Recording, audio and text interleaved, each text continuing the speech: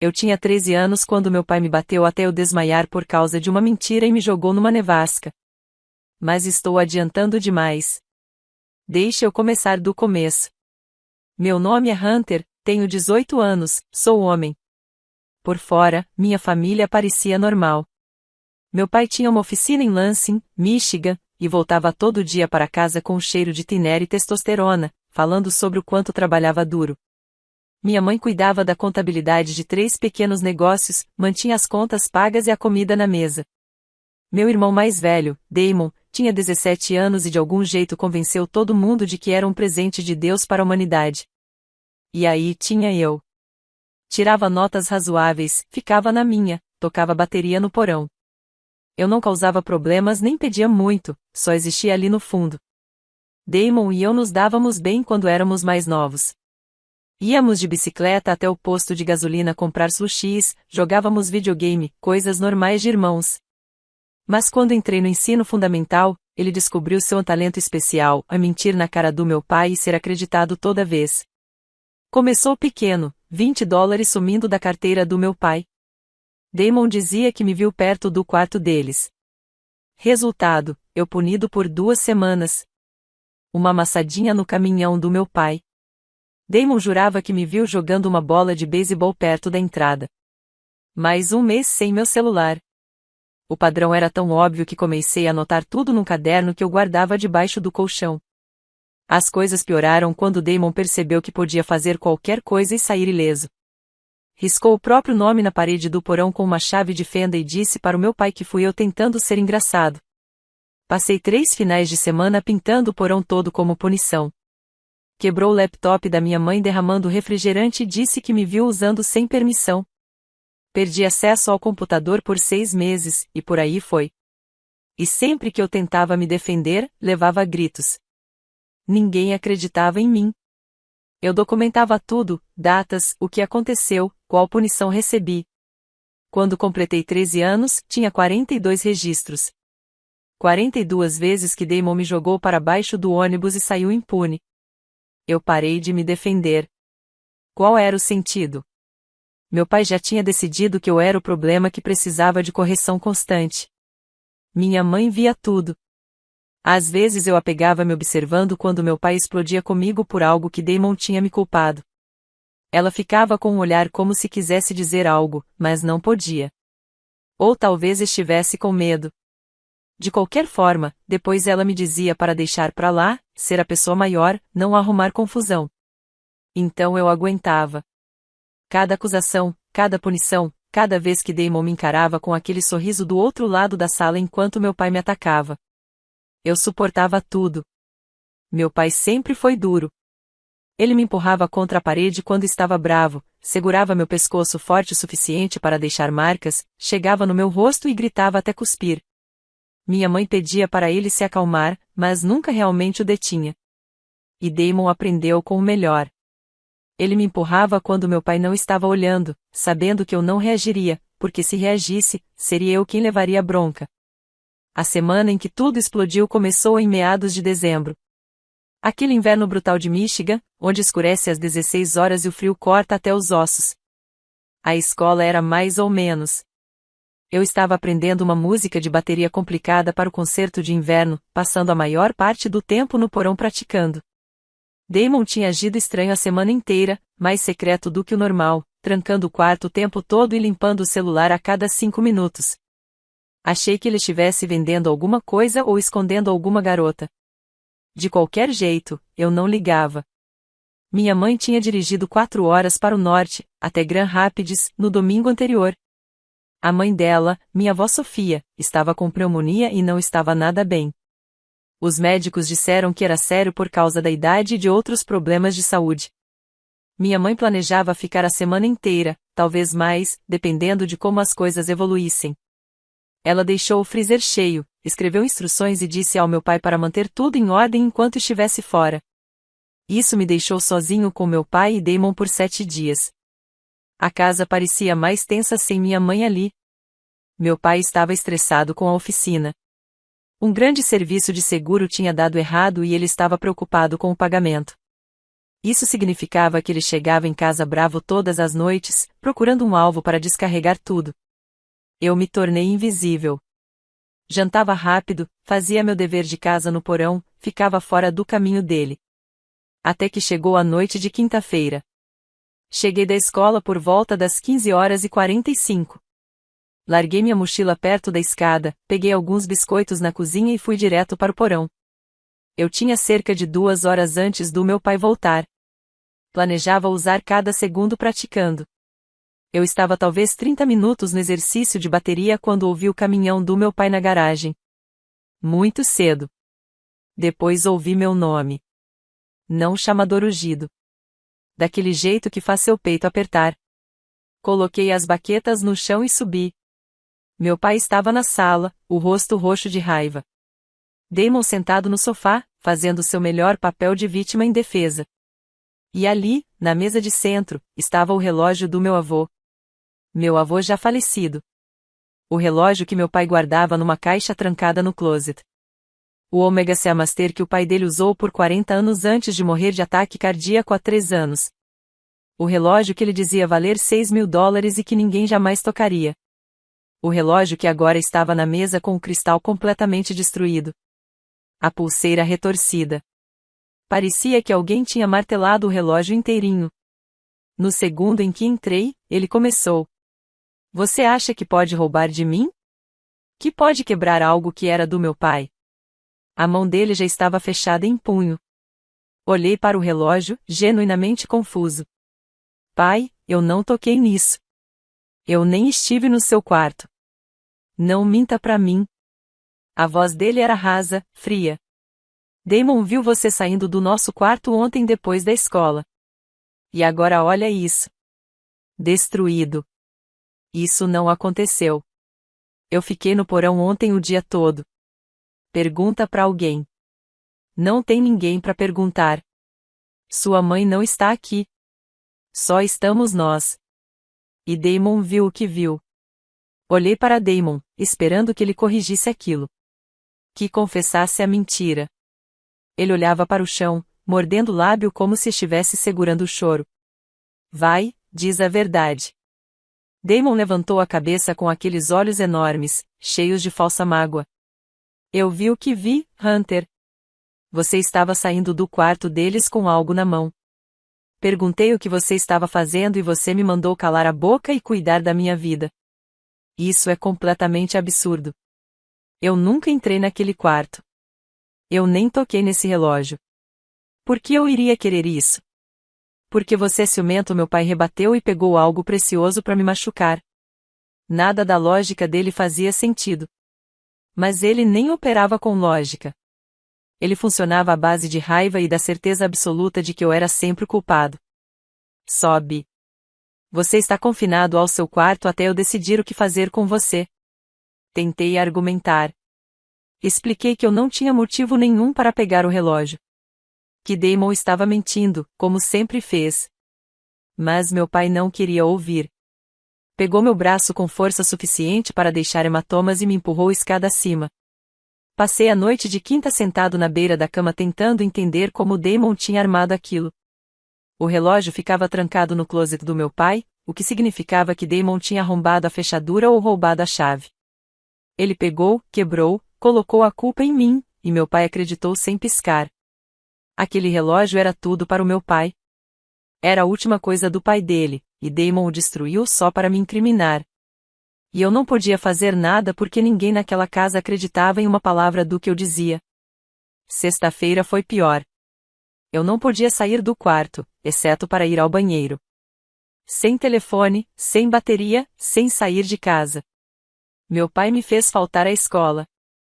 Passei o dia inteiro ali, ouvindo meu pai no andar de baixo, a voz dele ficando mais alta a cada hora. Ele ligou para a seguradora por causa do relógio, ligou para um joalheiro para pedir orçamento de reparo. Cada conversa parecia deixá-lo mais furioso. Damon interpretou seu papel perfeitamente. Eu ouvia lá embaixo sendo um bom filho, oferecendo fazer almoço para o pai, perguntando se precisava de alguma coisa. Meu pai adorava aquilo, dizia que pelo menos tinha um filho em quem podia confiar. Eu queria gritar, Queria sacudir meu pai até ele enxergar o que estava bem na cara dele. Mas eu já tinha aprendido há muito tempo que ficar emocional só piorava tudo. Então fiquei sentado, esperando a martelada final. No sábado à tarde, eu estava deitado na cama quando ouvi a voz do meu pai do lado de fora do quarto. Desce. Agora. Desci as escadas. Ele estava na cozinha com Damon.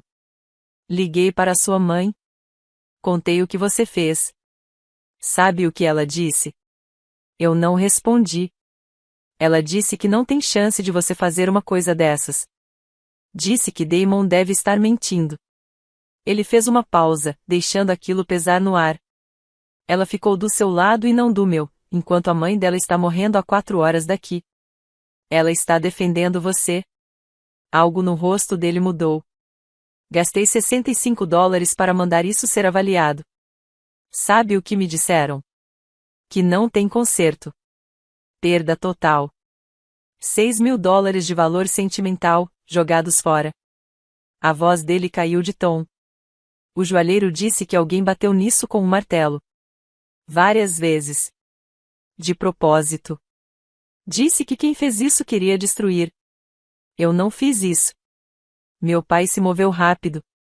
Agarrou a frente da minha camiseta e me jogou contra a geladeira com tanta força que minha cabeça bateu no metal. Não ouse mentir na minha cara. Damon estava ali vendo tudo, sem nem fingir que estava chateado. A mão do meu pai apertou mais.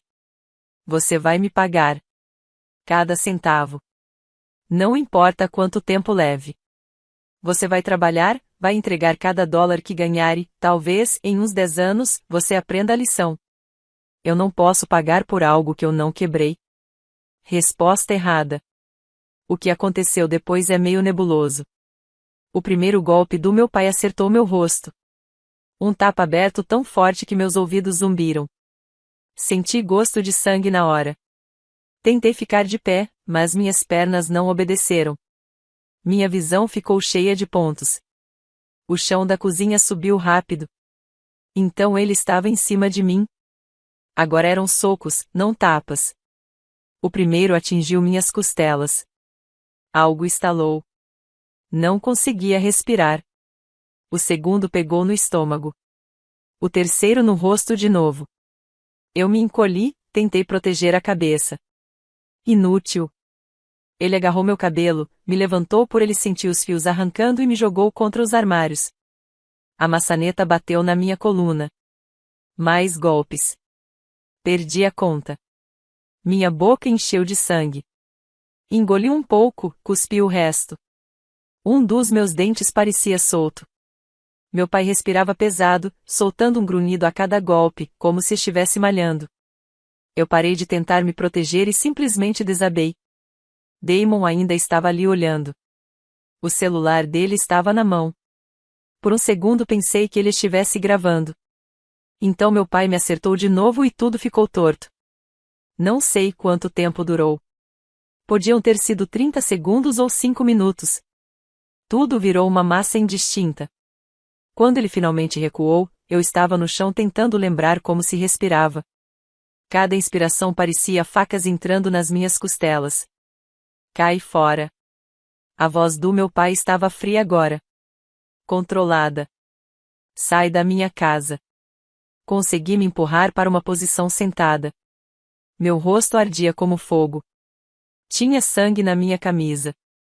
Minhas costelas doíam cada vez que eu respirava. Você me ouviu? Ele repetiu. Sai. Agora. Está nevando. Como se isso importasse. Devia ter pensado nisso antes de destruir o relógio do meu pai. Você não é mais bem-vindo aqui. Pegue o que conseguir carregar e vá embora. Olhei para Damon. Ele estava sorrindo. Apoiei-me no balcão para levantar. Tudo doía, mas nada parecia quebrado. Um milagre. Meu pai me acompanhou até meu quarto, parado no batente enquanto eu pegava minha mochila. Joguei algumas roupas dentro, meu carregador, o caderno onde eu anotava todas as mentiras do Damon. Minhas mãos tremiam. Anda logo. Peguei minha jaqueta e minhas baquetas de bateria. Coisa boba de levar, mas elas pareciam importantes. Alguma parte de mim eu simplesmente não ia deixar para trás. Meu pai me acompanhou até a porta da frente e a abriu. O frio bateu como um soco. Já havia uns 7 centímetros de neve no chão e mais caindo pesado. Não volte. Você não é mais meu filho. Ele me empurrou para fora, na varanda, e bateu a porta. Ouvi o trinco sendo girado. Fiquei ali por uns 10 segundos, tentando entender o que tinha acabado de acontecer. Minhas costelas gritavam a cada respiração. Então o instinto de sobrevivência entrou em ação. Mover ou congelar até morrer. Essas eram minhas opções. Meu melhor amigo, Léo, morava a 8 quarteirões dali. Parecia 8 quilômetros. Comecei a caminhar. A neve vinha na horizontal agora, o vento atravessando minha jaqueta como se eu estivesse vestindo papel. Cada passo mandava uma onda de dor pelas minhas costelas. Mantive um braço apertado contra o peito, tentando segurar tudo no lugar. Alguns carros passaram. Ninguém parou. Só mais um garoto caminhando numa nevasca num sábado à noite. Nada demais. Quarteirão 2. Eu comecei a tremer. Minhas mãos não paravam. Quarteirão 3. Quase voltei. Quase bati a porta implorando pro meu pai me deixar entrar. Mas continuei andando. Quando cheguei no 6º quarteirão, parei e me apoiei numa caixa de correio. Achei que fosse vomitar. Tonto, tudo girando. Minha visão afinando nos cantos.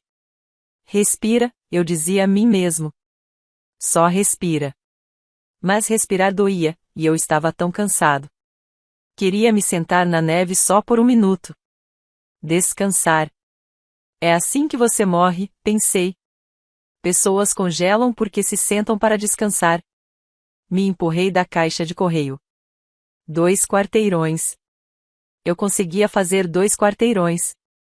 Precisava. A casa do Léo apareceu através da neve como um farol. Cambaleei pela entrada e bati na porta com punhos dormentes. O pai do Léo, Cal, atendeu. Bastou um olhar para mim para seu rosto passar de confuso para furioso em meio segundo. Meu Deus! Ele me puxou para dentro. Léo, chama sua mãe agora. Desabei no chão do corredor. Tudo ficou meio embaçado depois disso. Acordei no sofá do Léo, com um cobertor sobre mim. A mãe dele, M, estava numa cadeira perto, me observando como se tivesse medo de eu morrer ali mesmo. E ela disse baixinho quando me viu abrir os olhos. Como você está se sentindo? Como se tivesse sido atropelado. O Cal quer chamar a polícia, mas esperamos você acordar. O que aconteceu, Hunter? Então contei tudo. Cada detalhe. O rosto de M foi ficando mais duro a cada parte. Quando terminei, ela se levantou e saiu da sala. Ouvi ela falando com Cal na cozinha, a voz dele ficando mais alta, mais irritada. Cal voltou. Ele era grande, trabalhador da construção, mãos como marretas. Aqui está o que vai acontecer. Primeiro, vamos chamar a polícia e registrar um boletim. O que seu pai fez é agressão. Segundo, você vai ficar aqui o tempo que precisar. Terceiro, a Amy vai tirar fotos dos seus machucados. Vamos anotar exatamente o que aconteceu, com datas e horários. Se seu pai aparecer aqui, eu vou dar queixa. Ele fez uma pausa. E se ele aparecer, vai ter que lidar comigo primeiro. Vocês não precisam fazer tudo isso. Precisamos, sim. Porque o que aconteceu é abuso, e eu não vou deixar você voltar para lá. A polícia chegou por volta das 20 horas. 2 oficiais, um homem e uma mulher. A mulher ficou comigo enquanto eu dava meu depoimento. Ela tirou fotos do meu rosto, das costelas onde os hematomas já apareciam, do meu lábio rachado, e fez perguntas sobre incidentes anteriores. Contei sobre o padrão de acusações, mostrei meu caderno com toda a documentação. Seu pai já bateu em você antes? Ele já me empurrou, me agarrou, coisas assim. Mas nunca desse jeito. E sua mãe? Onde ela está? Visitando a mãe doente em Grand Rapids. Ela não sabe que isso aconteceu. Os policiais conversaram um tempo com Cal e M, depois foram embora dizendo que o relatório tinha sido registrado e que alguém do conselho tutelar provavelmente entraria em contato. Cal fez sopa para mim. M pegou algumas roupas antigas do Léo, porque as minhas estavam cheias de sangue. Léo ficou comigo jogando videogame como se tudo fosse normal e eu agradeci por isso mais do que consigo dizer. Naquela noite, deitado no sofá deles, olhando para o teto, meu corpo doía, meu rosto pulsava, mas, principalmente, eu me sentia vazio. Era como se alguém tivesse arrancado meu interior e deixado só a casca. Meu celular vibrou por volta das 23 horas. Era meu pai. 37 chamadas perdidas, 16 mensagens, todas variações de volta agora ou você vai se arrepender. Bloqueei o número dele e fui dormir. Na manhã de domingo, Cal me levou à clínica de emergência. A médica confirmou que não havia ossos quebrados, mas algumas costelas machucadas e uma pequena concussão. Ela documentou tudo para o boletim de ocorrência e me perguntou se eu me sentia seguro. Eu disse que estava ficando com a família do Léo. Precisamos contatar sua mãe, disse ela. Ela está lidando com a mãe morrendo. Não quero sobrecarregá-la agora. Mas Cal ligou para minha mãe mesmo assim, explicando a situação. Eu podia ouvir a voz dela no telefone subindo a cada frase. Cal me passou o telefone. Hunter. A voz dela tremia. Me conta o que aconteceu. Tudo. Então contei. O relógio, as acusações, a surra, tudo. Quando terminei, houve silêncio do outro lado. Depois ouvi ela chorar. Estou indo para casa agora. A vovó precisa de você. Mas você precisa mais de mim. Chego em 4 horas. Fica com o Cal e a M. Não chegue perto daquela casa. Ela desligou. Entreguei o telefone de volta a Cal. Minha mãe chegou à entrada da casa do Léo às 14h40. A porta do carro bateu com tanta força que eu ouvi de dentro da casa. Ela entrou pela porta da frente parecendo pronta para destruir algo. Agarrou-me, olhou para o meu rosto, e sua expressão ficou completamente fria. Ela se virou para Cal e M. Obrigada por cuidar do meu filho. Preciso pegar seu telefone emprestado. O meu não para de tocar e preciso fazer algumas ligações sem ser interrompida. M entregou o telefone sem questionar. Minha mãe entrou na cozinha e começou a discar. Eu podia ouvir partes das conversas, o advogado do divórcio.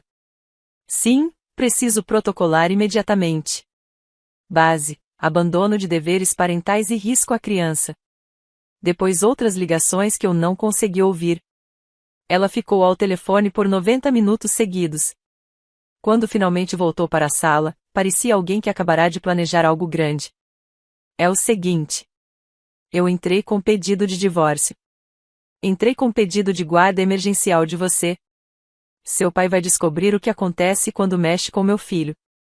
Mãe, não. Como e sei. Eu venho dando desculpas para ele há anos. Eu te disse para ser a pessoa maior porque tinha medo de reagir. Mas ele pôs as mãos em você. Isso termina agora. Ela sentou ao meu lado, agora mais gentil. Eu deveria ter te protegido.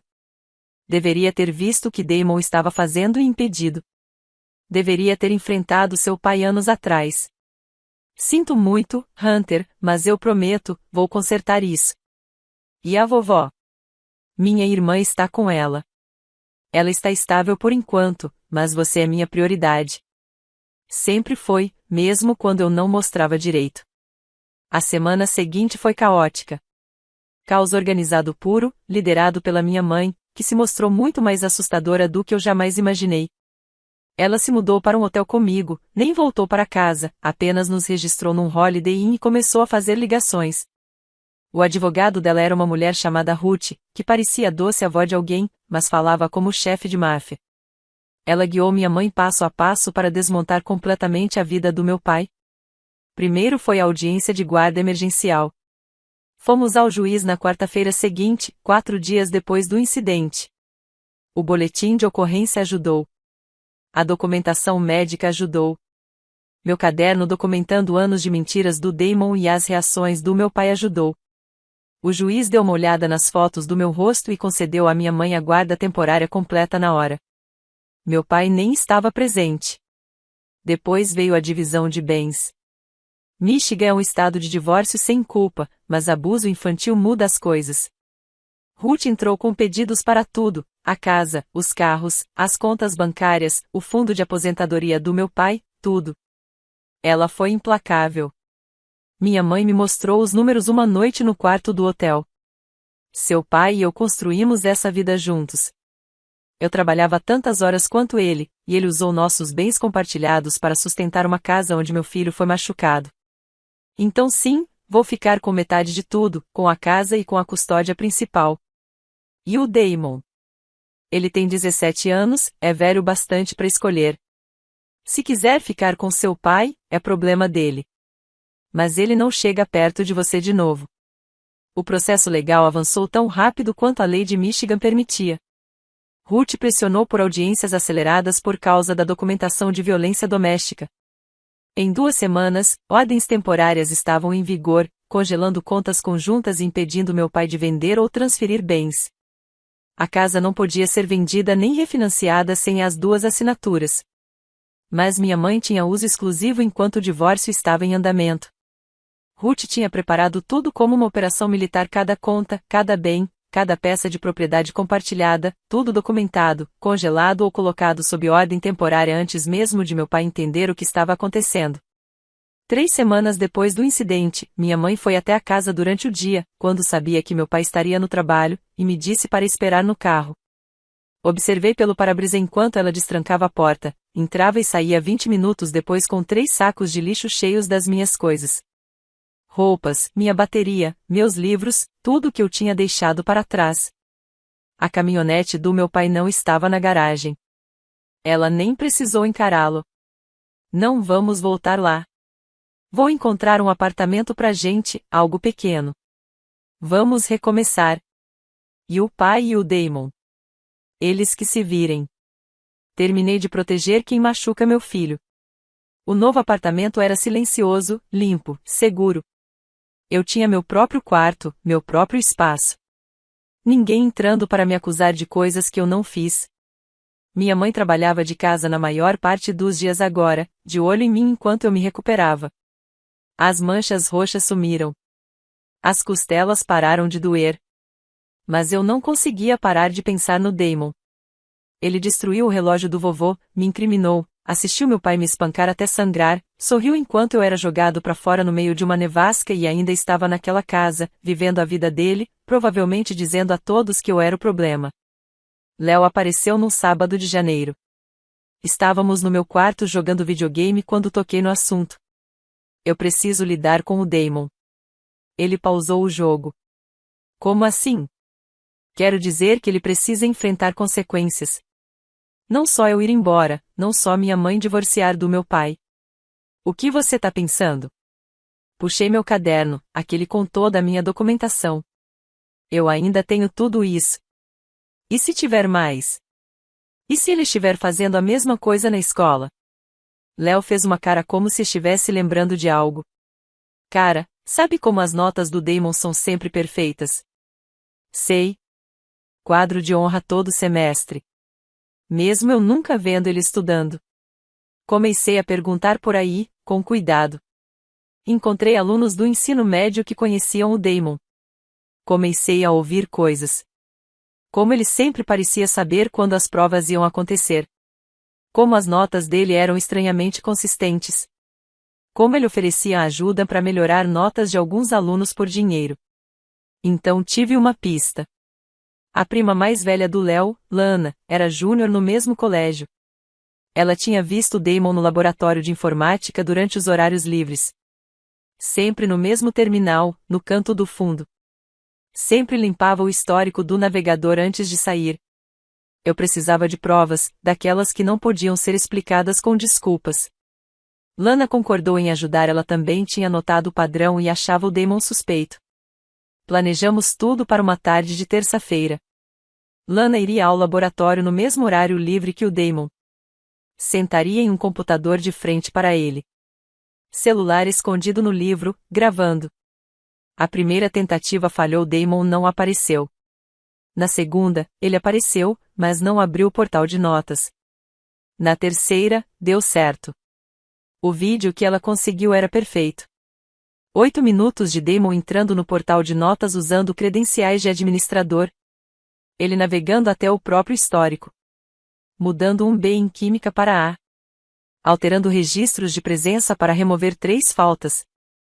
Ajustando o cálculo do GPA. Tudo capturado em vídeo, com o relógio do computador mostrando os horários. Mas eu queria mais. Um vídeo podia ser explicado. Eu precisava de um padrão. Então criei um e-mail falso usando uma conta descartável. Entrei em contato com o Damon fingindo ser um aluno do 2º ano chamado Josh, que tinha ouvido por amigos que ele podia ajudar com notas. Ele respondeu em menos de 1 hora. Trocamos e-mails por 1 semana. Ele explicou os preços, $75 por mudança de nota, 150 por algo maior, como adicionar atividades extracurriculares ou corrigir registros de presença. Ele até enviou capturas de tela do trabalho dele antes e depois de históricos que tinha alterado e depoimentos de clientes satisfeitos. O cara estava tocando um negócio de verdade. Salvei tudo. Criei pastas organizadas por data, fiz cruzamento das alterações com os registros oficiais da escola usando as informações que a Lana conseguia, montei uma linha do tempo mostrando que ele acessou o sistema 49 vezes em 7 meses, mudou as próprias notas em 8 matérias, ajudou 6 outros alunos e adicionou 2 atividades extracurriculares que não existiam. Também pedi a Lana para fotografar o computador do laboratório, fotos da mesa, da parte de trás, do terminal onde o Damon sempre sentava. O Léo me ajudou a montar uma planilha mapeando cada mudança de nota com os dias em que a Lana viu ele no laboratório. Era incriminador. Incontestável. A escola tinha uma cerimônia de premiação em fevereiro, honras acadêmicas, prêmios de caráter, todas essas coisas que ficam bonitas em aplicação para a faculdade. Damon ia receber 3 prêmios, presença perfeita, excelência acadêmica e liderança entre colegas. Esse era o meu prazo. 14 de fevereiro. Dia dos Namorados. Perfeita ironia. A cerimônia era no ginásio da escola. Pais enchendo as arquibancadas, alunos sentados em fileiras de cadeiras no chão. Eu fiquei no fundo com a minha mãe, observando Damon cumprimentar todo mundo. Ele parecia confiante. Meu pai estava na primeira fila sorrindo orgulhoso. Tinha perdido tudo, mas ainda tinha um filho de ouro. Isso estava prestes a acabar. A cerimônia começou. A diretora Ortega fez um discurso sobre excelência e integridade. Tive que segurar a risada. Chamaram os nomes. Honras acadêmicas primeiro. Damon recebeu 2 quadros de honra e lista do reitor. Ele subiu as 2 vezes, apertou mãos, sorriu para as fotos. Os aplausos foram generosos. Depois vieram os prêmios de atividades extracurriculares. Ele recebeu como se de fato merecesse. Finalmente, os prêmios de caráter. Liderança entre pares. Chamaram o nome do Damon, descrevendo-o como alguém que demonstra caráter moral consistente e ajuda outros alunos a terem sucesso. Sei. Damon subiu pela última vez. Certificado maior. Foto com a diretora Ortega. Meu pai praticamente brilhava. Eu me levantei, desci até o piso do ginásio e me aproximei da diretora Ortega enquanto ela ainda estava no palco. Ela me reconheceu dos papéis da transferência. Hunter, certo? O que posso fazer por você? Tenho algo que a senhora precisa ver imediatamente.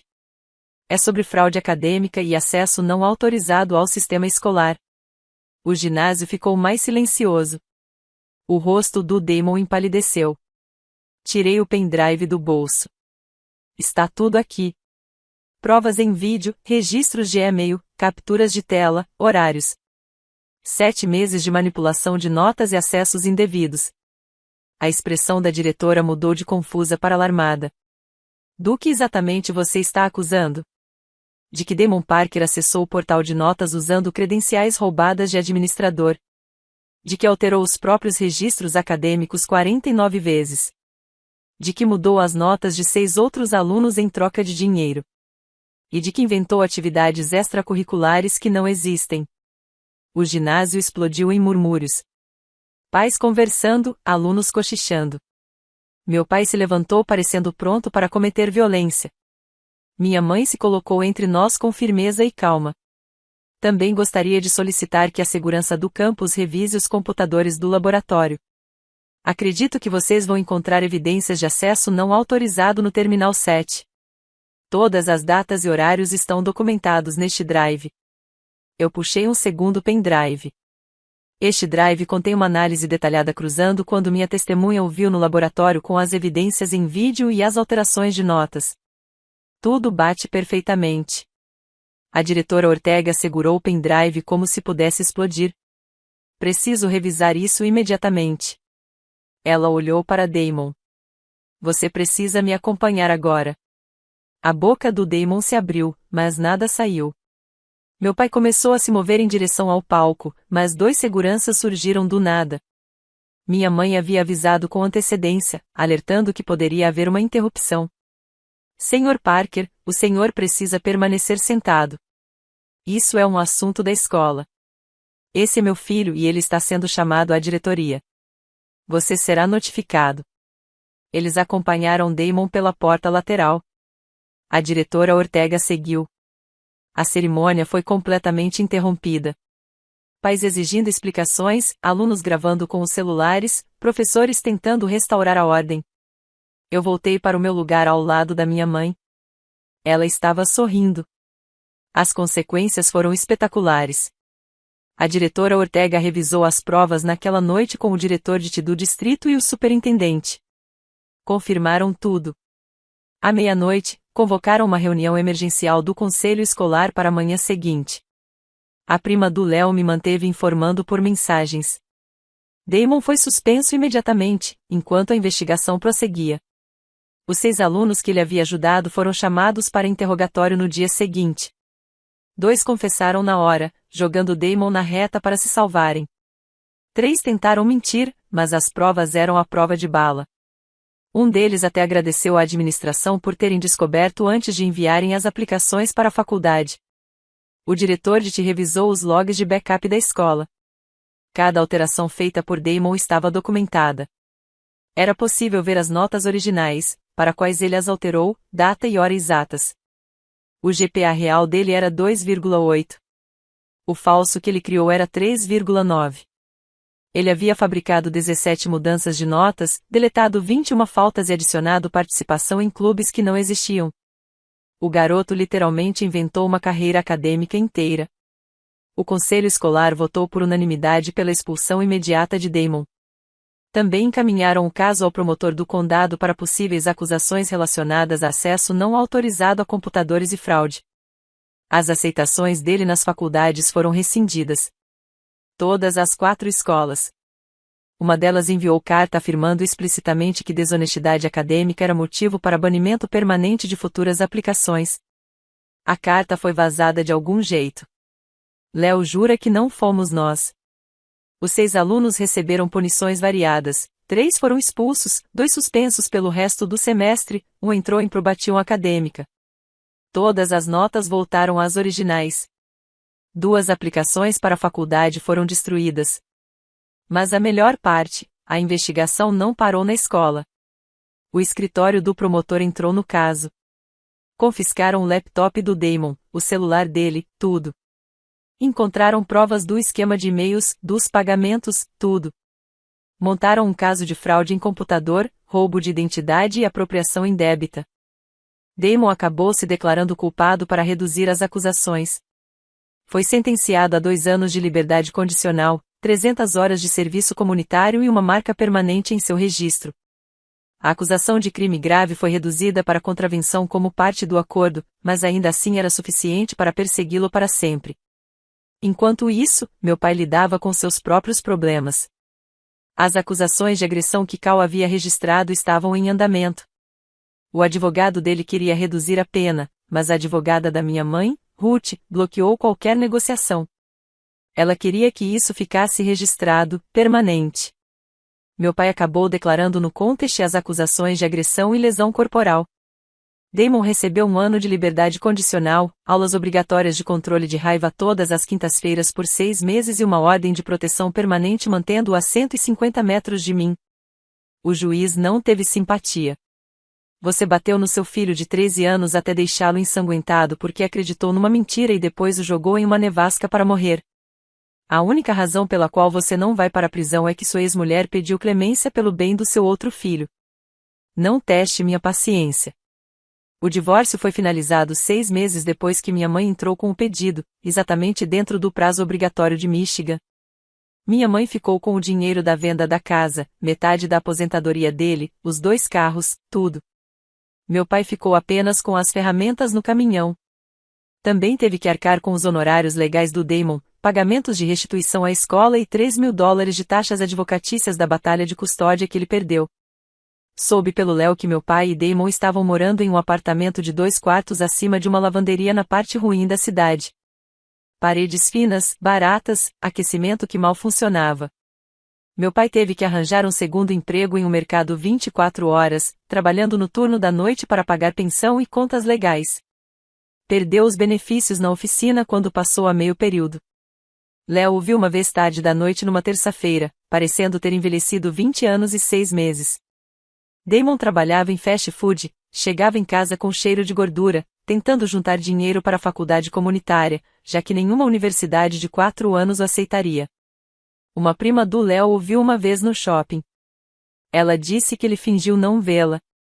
O carro dele foi recolhido em maio, e ele começou a ir trabalhar de ônibus. A oficina também começou a perder clientes, a notícia do que meu pai fez se espalhou. Cidade pequena, bocas grandes. Ruth fez questão de que o boletim de ocorrência não fosse sigiloso. Alguns clientes antigos pararam de levar seus carros. Disseram que não queriam apoiar alguém que faria aquilo com o próprio filho. O caso do relógio finalmente veio à tona também. Durante o processo do divórcio, Ruth solicitou registros e interrogou Damon sob juramento. Quando questionado diretamente, Damon admitiu, tinha pego o relógio planejando penhorá-lo para conseguir dinheiro. Quando percebeu que não conseguiria vender sem mostrar identidade, quebrou e me culpou. Meu pai aparentemente não falou com ele por 2 semanas após essa declaração. A casa foi vendida em julho, depois que o divórcio foi finalizado.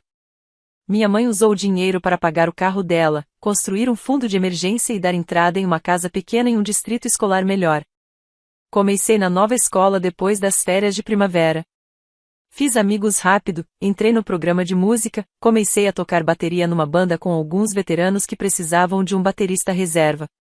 Não éramos excelentes, mas nos divertíamos. Minhas notas melhoraram sem o estresse constante. Comecei a tirar as IBS consistentemente. Entrei no quadro de honra naquele semestre. Minha mãe e eu estávamos jantando numa noite de maio quando o telefone dela tocou. Ela olhou para o número e franziu a testa. É seu pai, disse, atendendo no viva voz. O que você quer, Dennis? A voz dele soava cansada, derrotada.